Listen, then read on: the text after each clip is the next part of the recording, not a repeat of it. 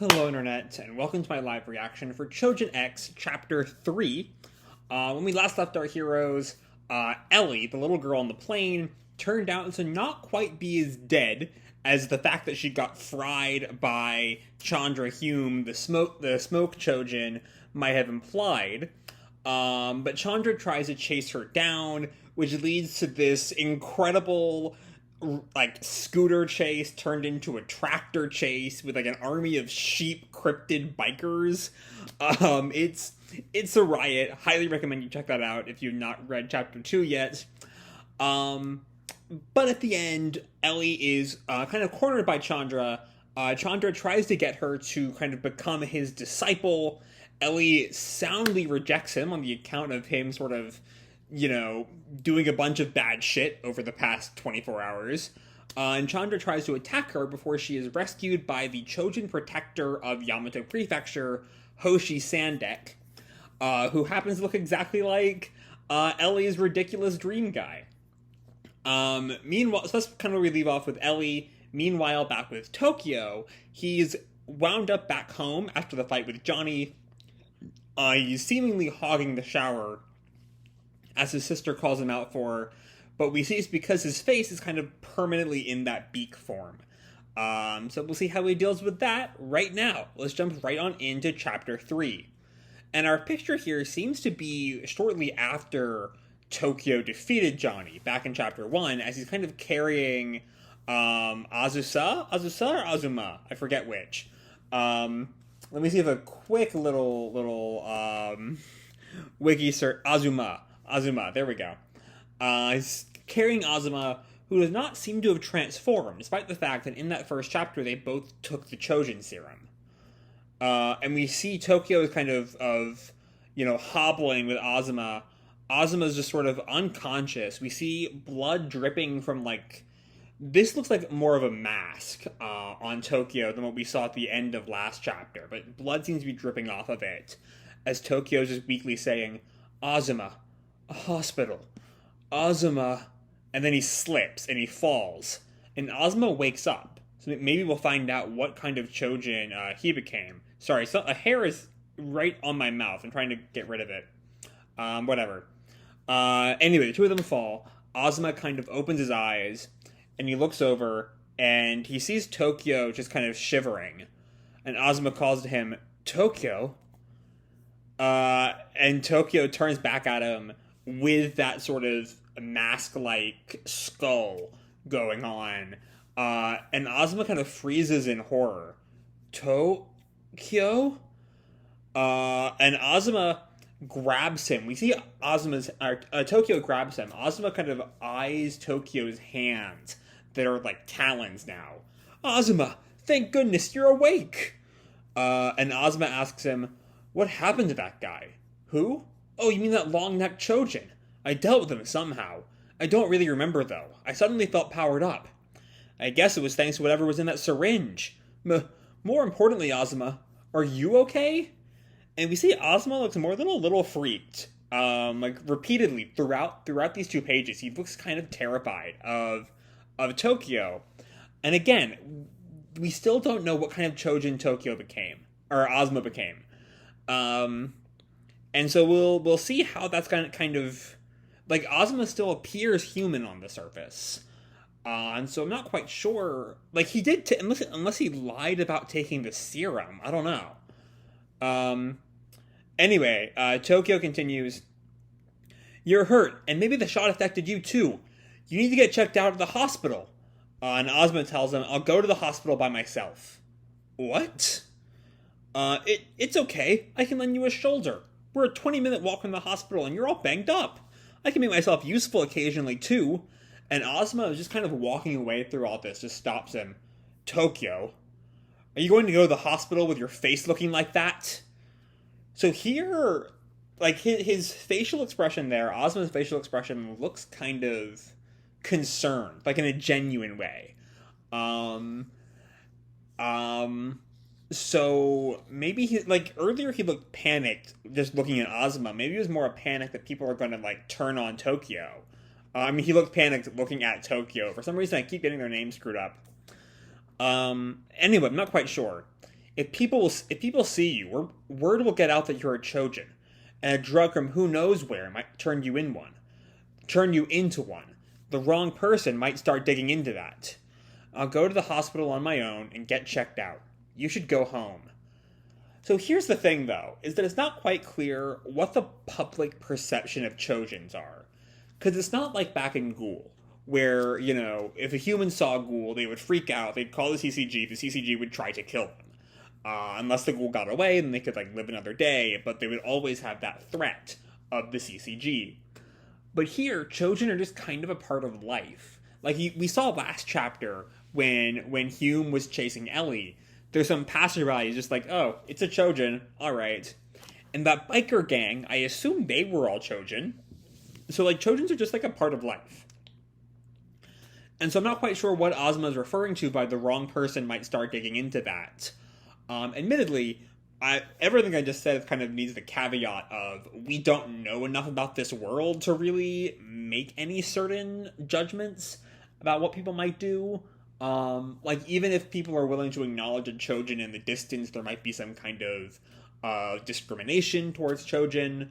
I don't know. Anyway, I'll go to the hospital on my own and get checked out. You should go home. If anyone finds out you're a Choujin, you'll never be able to go back to your old life. So yeah, that sort of implies a kind of discrimination. But also, it was, as I recall, Azuma who initially was like, hey, let's go become Choujin, when he saw the serum lying there, back in the pilot. So why would Azuma be so willing to kind of throw away his old life, as this line kind of implies?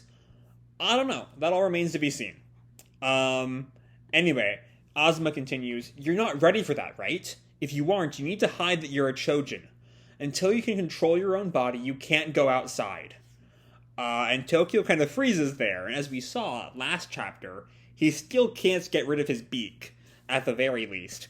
But yeah, he sort of freezes, and then we cut to basically, I think right before last chapter, because at the end of last chapter, Tokio mentioned that he had taken a shower in the cold water and made it worse, and we see him in the shower now. I guess trying to wash off the Choujin-ness. Not only is his beak still there, though, his hands still look like talons. Though the kind of scratchy nature of Ishida's art style makes it a little bit hard to tell. Those don't quite look like hands, and those also don't quite look like feet on the bottom. Anyway, we then cut to the next morning. As Tokio's sister calls up to him while he's still in bed, probably still with a beak. Tokio, eat your breakfast, I'm going to work now. And Tokio calls back, see you later, hope you have a good day. And his sister walks away, kind of mumbling, what was that about? You better not be late. And she leaves. And Tokio kind of peeks his head out, still has the beak. It does, though, look a little bit more solid than the kind of fleshy beak we saw in the end of last chapter. Maybe that was just like a design choice that Ishida very quickly got rid of, maybe? I'm not quite sure.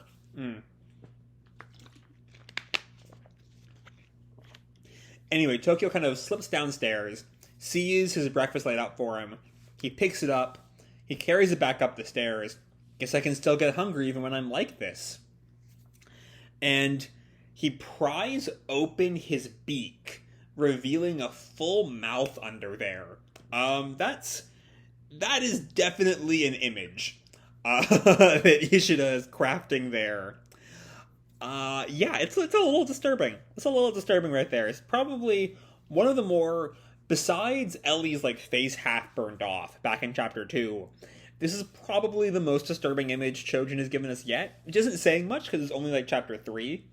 And this definitely feels a little bit more cartoony of a show at times than like Ghoul ever did. As we saw through the chase scene last chapter. But still, this is pretty fucking creepy.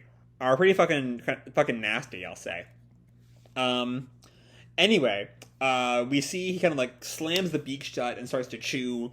We're really making a show of like showing how much effort has to go into Tokio just eating, as every time he you know, I think actually maybe he's only closing his mouth when the beak is shut. Maybe he can't close his mouth and keep the beak open at the same time.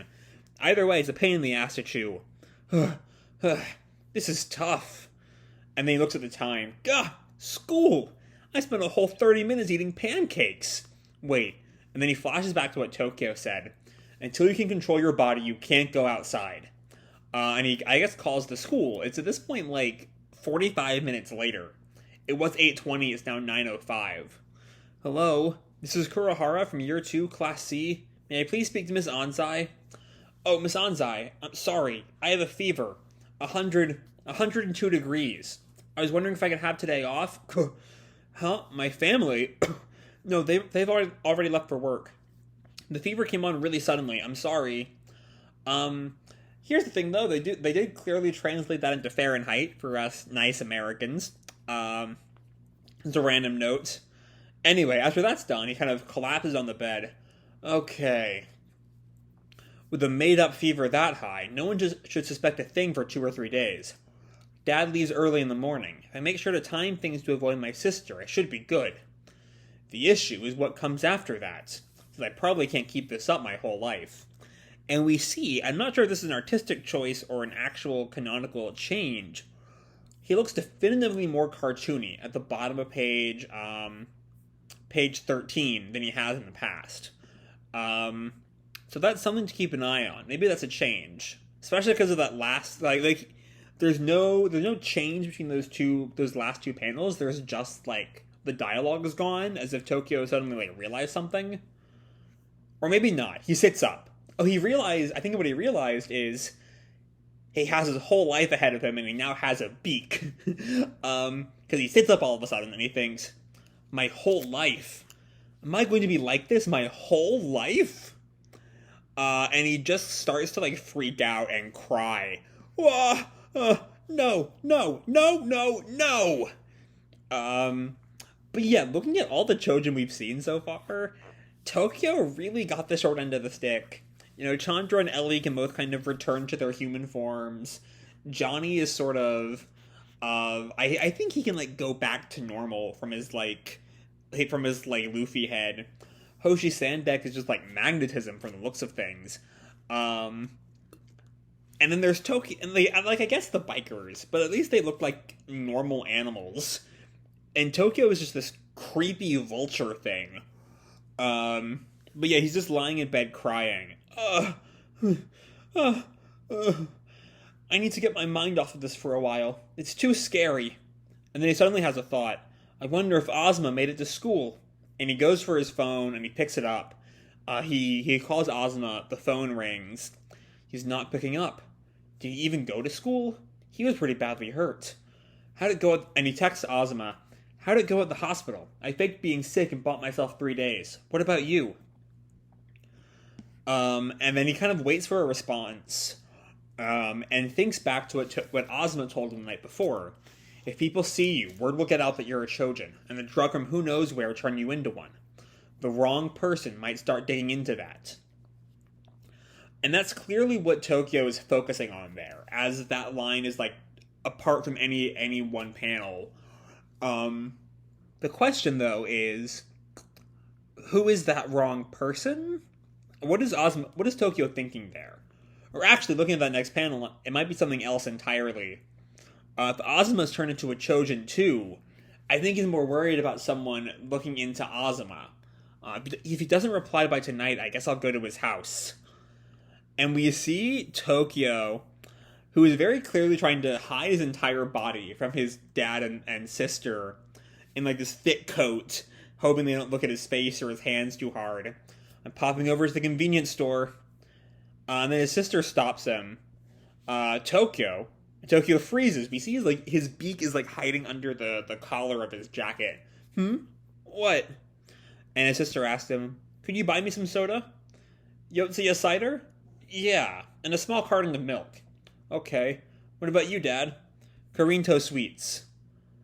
And we see Tokio, he's even like had to like strap his beak down, which kind of shows us what perhaps his beak is made of, because it's of a flexible enough material that he can just kind of bend it down. It's not like I'm about to say cartilage. I'm not sure if cartilage is right. It's not made of whatever a bird's beak is, because a bird's beak is like hard, right? But that seems to be soft enough that it can be bent, which is interesting. And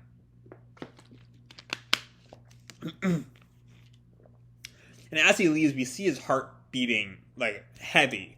You know, he's barely gotten away with that, and he's more than a little bit nervous here. Flashes back once again to Tokio's line: "If anyone finds out you're a Choujin, you'll never be able to go back to your old life." And he like kind of tugs at his strap. Got to keep this firmly in place. Milk and sweets, milk and sweets.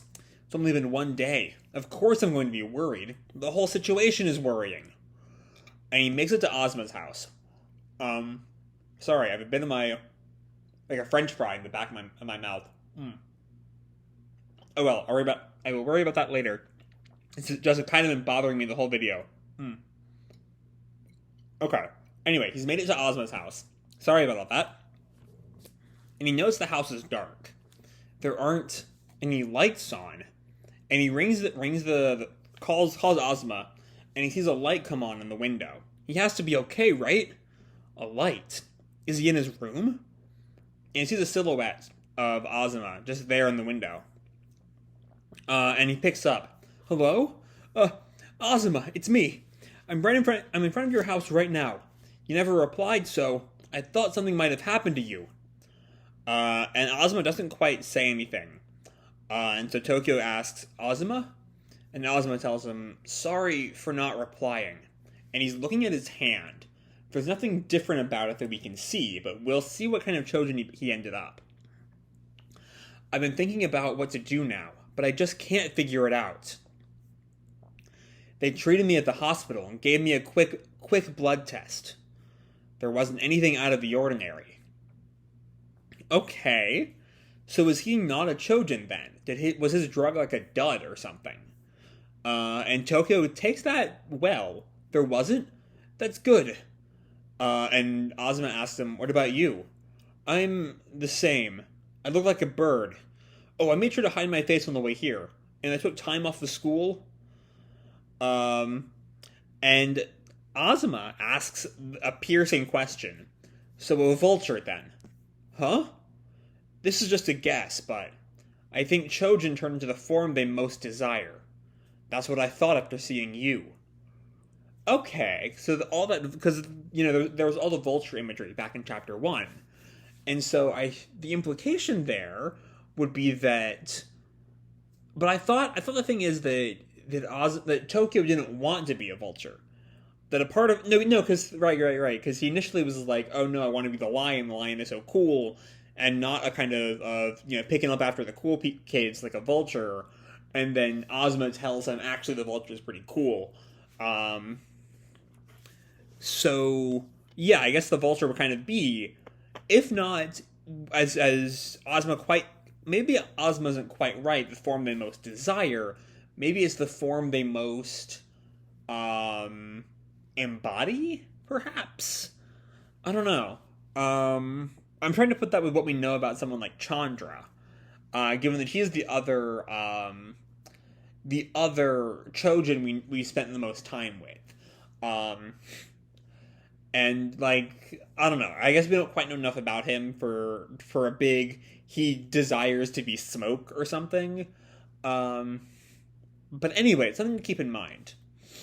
The form I desire, and he comments to himself, I guess it is a special memory for me, but right now this is him speaking to Azuma now, just want to go back to my normal self. So what should I do? Think really hard about wanting to change back until I do? I hope it works itself out eventually, but maybe food has to do with it too. Today sure was tough. And Azuma twinges there. Maybe he's a little bit bitter that he doesn't really have a Choujin form. For once, huh? And Azuma snaps.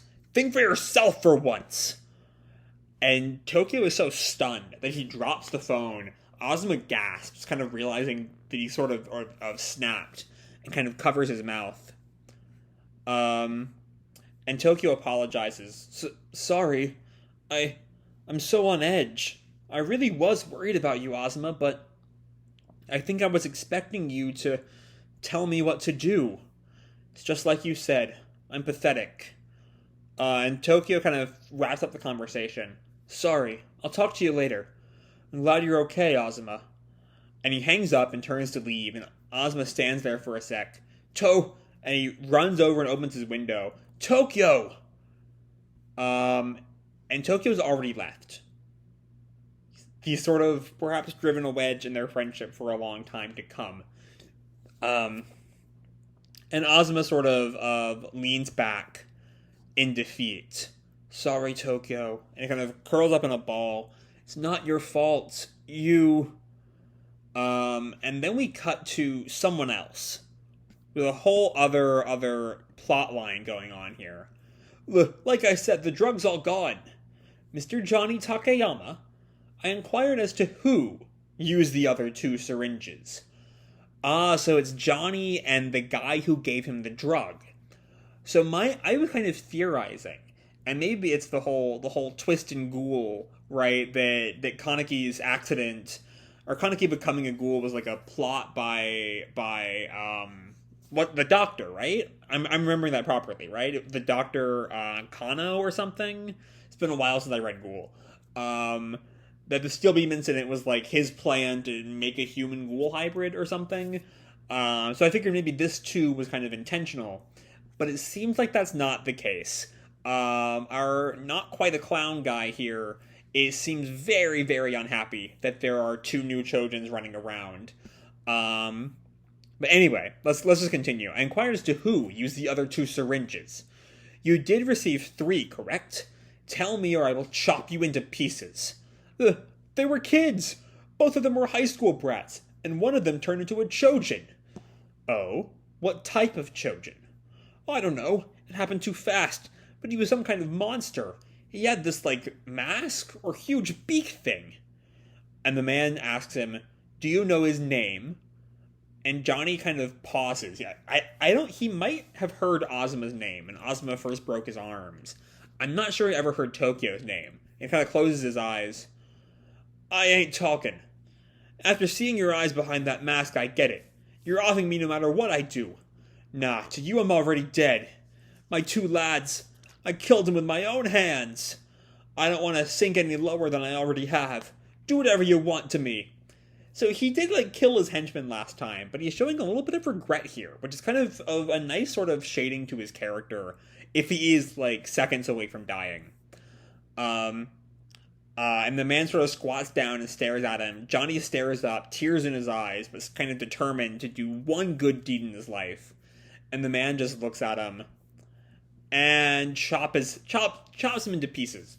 Johnny is dead, cut into ribbons.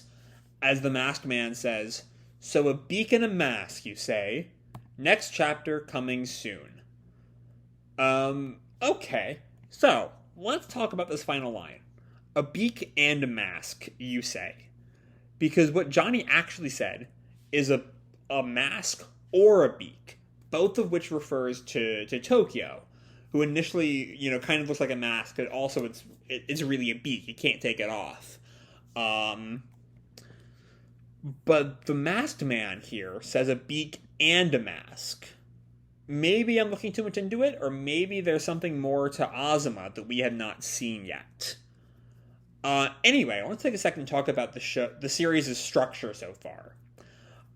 Because I kind of browsed the very small Choujin X subreddit after last chapter, and saw mention of it's a Haruki Murakami novel called Kafka on the Shore. That perhaps what little I've heard of it provides a prism to look through this series in. As we saw, Ishida is well versed in Kafka, the actual writer Kafka, as Metamorphosis is kind of a big basis for Ghoul. The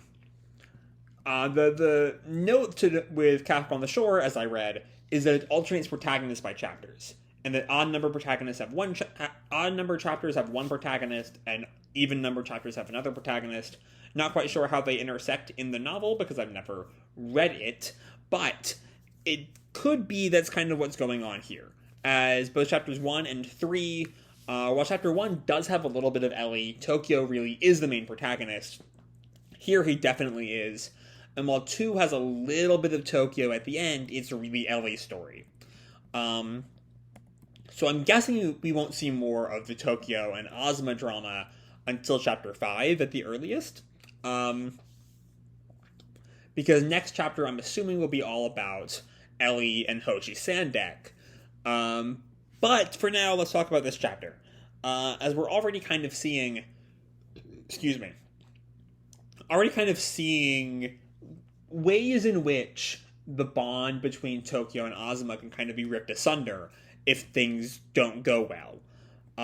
As Azuma's kind of admittedly childish outburst of just frustration and panic, they've both had a very, very stressful 24 hours, leads to him lashing out at Tokyo. And before Azuma quite gets a chance to apologize, Tokyo kind of runs off. So we'll see kind of how, like, if the roles were reversed, right? And, you know, the actual protagonist, if Tokyo had done that to Azuma, I could see maybe that spirals Azuma into a more villainous role. But now it's the protagonist is the one who is the victim of the misunderstanding, and so it's less likely he'll kind of, you know, start to lash out at Azuma in a really kind of malicious way. I hope I am tracking here. It's sort of late at night, and I really wanted to get this video out because I didn't want to be super late with Choujin like I've been the last 2 times, but I'm also not, like, quite all here because it's currently 12:08 in the morning, and I've been up for a while. But my point being that I don't think Tokyo is going to kind of go down a dark path because of this, in a way that like, if the roles were reversed, Azuma's in kind of the best friend who maybe could become evil in a sort of Sasuke sort of way. But like, I can't really see that happening to Tokyo, is my point. And given that Azuma is the one who's already kind of apologizing, I can't really see that happening to him either. I do, though, think there's definitely something going on with Azuma. It's very peculiar that he's not developed any powers yet. You know, everyone who has taken the serum, Johnny and which I think honestly so far is just Johnny and Tokyo, and maybe Ellie. There's some big questions about Ellie, I still feel.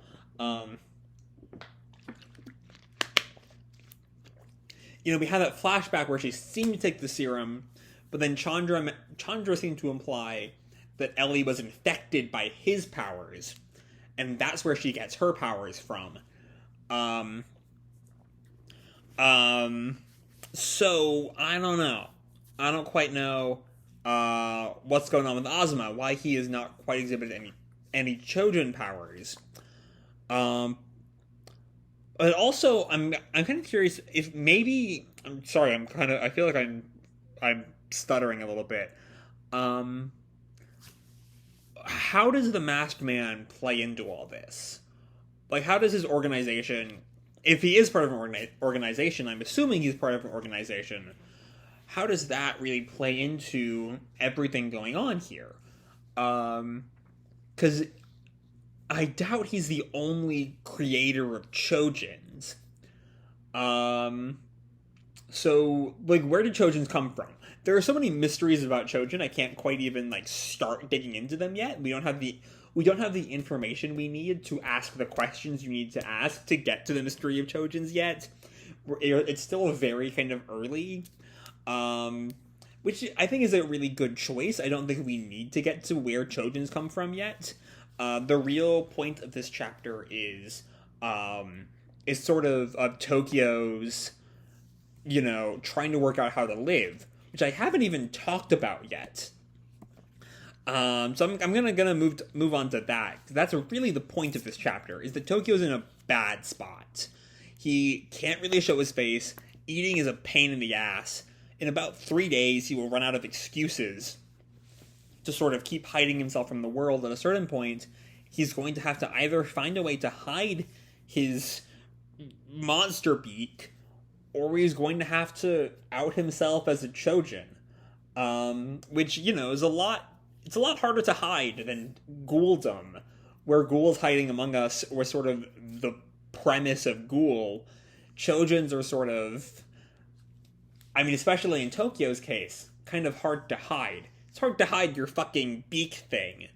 And yeah, I don't know. From a plot standpoint, there's not a whole lot going on here. It's just sort of Tokyo kind of mopes for a while. He goes to Azuma. Azuma kind of rejects him and regrets it. And then we have the Masked Man. I don't want to call him a clown because that's just leaning too much into ghoul.